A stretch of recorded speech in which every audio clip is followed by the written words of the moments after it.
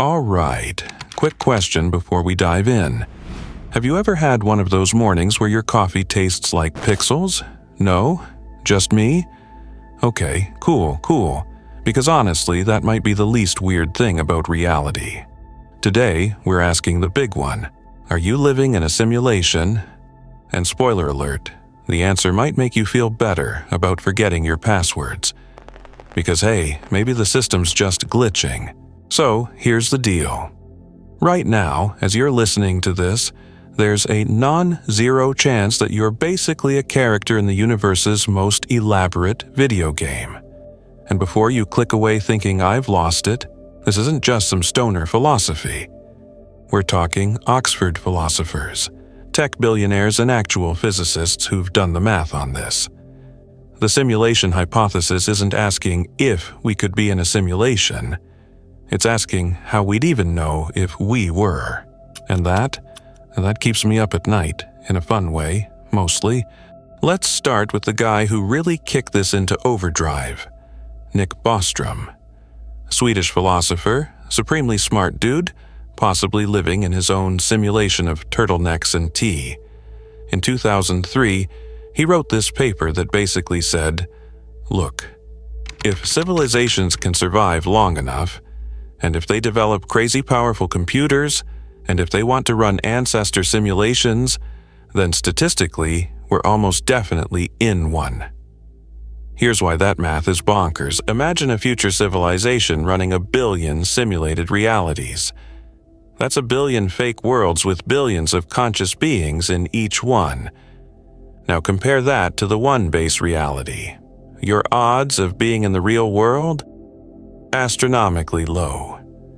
You're more likely to be code than flesh. Sweet dreams. But here's where it gets fun. If we are in a simulation, there should be glitches, right? And oh boy, do we have glitches? Quantum mechanics totally acts like a video game trying to save processing power. Particles don't have definite positions until you observe them. Just like how a video game only renders what's on your screen. The speed of light, suspiciously, looks like a frame rate limit. The Planck length? Basically the universe's pixel size. And don't even get me started on déjà vu. You know that feeling where you swear you've lived this exact moment before? Maybe you have. Maybe the simulation just had to reload from a checkpoint. Mandela effect? Could be patch updates, that weird thing where you walk into a room and forget why. Memory management error. I'm not saying these are glitches, but I'm not saying it either. Now, Elon Musk, love him or hate him, thinks there's a 1 in billions chance we're in base reality. And coming from a guy building rockets and brain chips, that should at least make you pause. His logic? We went from Pong to photorealistic VR in like 50 years. 50. We're creating NPCs with AI that can hold conversations, show emotions, make decisions. We're literally building simulated beings. So extrapolate that 1,000 years, 1,000,000 years. What's stopping future humans, or aliens or whatever, from creating perfect simulations of their ancestors? Nothing. And if they do, well, congrats. You might be a throwback character in someone's history lesson. The crazy part? If we're simulated, we could eventually create our own simulations. Simulations within simulations. It's like Inception, but with more existential dread and better graphics.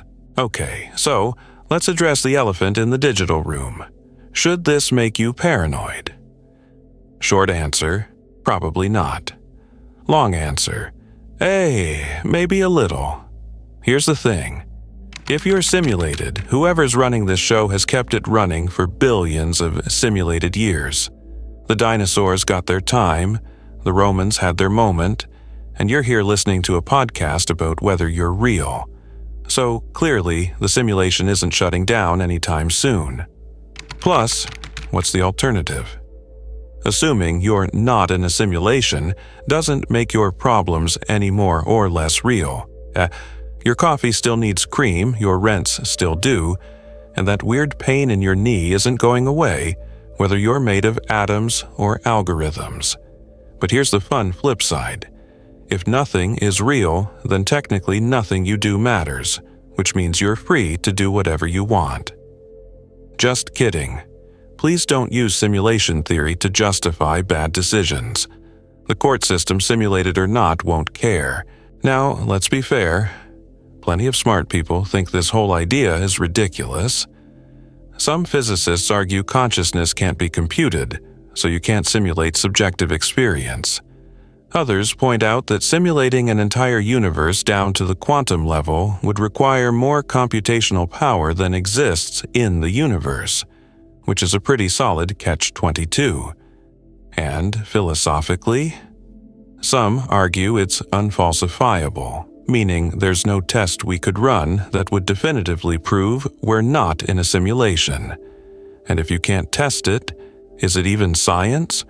Or is it just philosophy with extra steps? There's also the "why would anyone simulate this?" argument. Like, if you had infinite computing power, would you really spend it simulating a timeline where people argue on Twitter and can't agree on what color a dress is? Then again, maybe that's exactly the kind of chaos advanced beings find entertaining. Maybe we're reality TV for higher dimensions. That's actually kind of plausible. Here's what I think is the most interesting part of all this. Does it matter? Like, genuinely, does it change anything? If tomorrow we discovered irrefutable proof that we're in a simulation, would you live your life differently? Maybe for a week you'd have an existential crisis, but eventually you'd still need to eat, sleep, love, laugh, and find meaning. Because here's the secret nobody talks about. Meaning isn't something you discover, it's something you create. Whether you're biochemistry or binary code, your experiences feel real to you.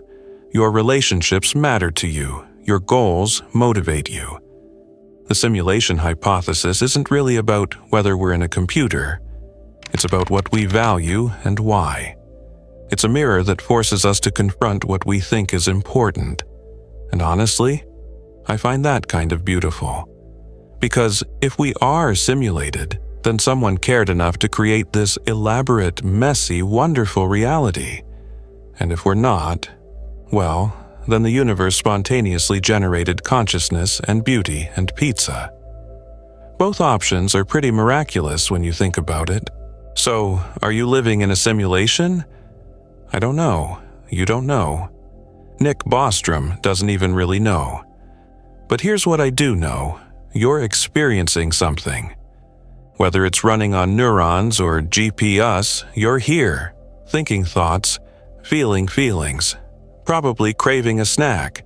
And that's worth something. So maybe instead of worrying about whether reality is real, just experience it. Be kind to the NPCs, I mean people, around you. Create something, love something. Question everything, but don't let the questions paralyze you. Because, simulated or not, this is the only reality you've got access to. Might as well make it interesting. And hey, if we are in a simulation and you enjoyed this, leave a like. Maybe it'll improve my character stats. Thanks for hanging out in this possibly fake reality with me. Until next time, stay curious, stay skeptical, and maybe don't think too hard about why you can't remember being born. That way lies madness.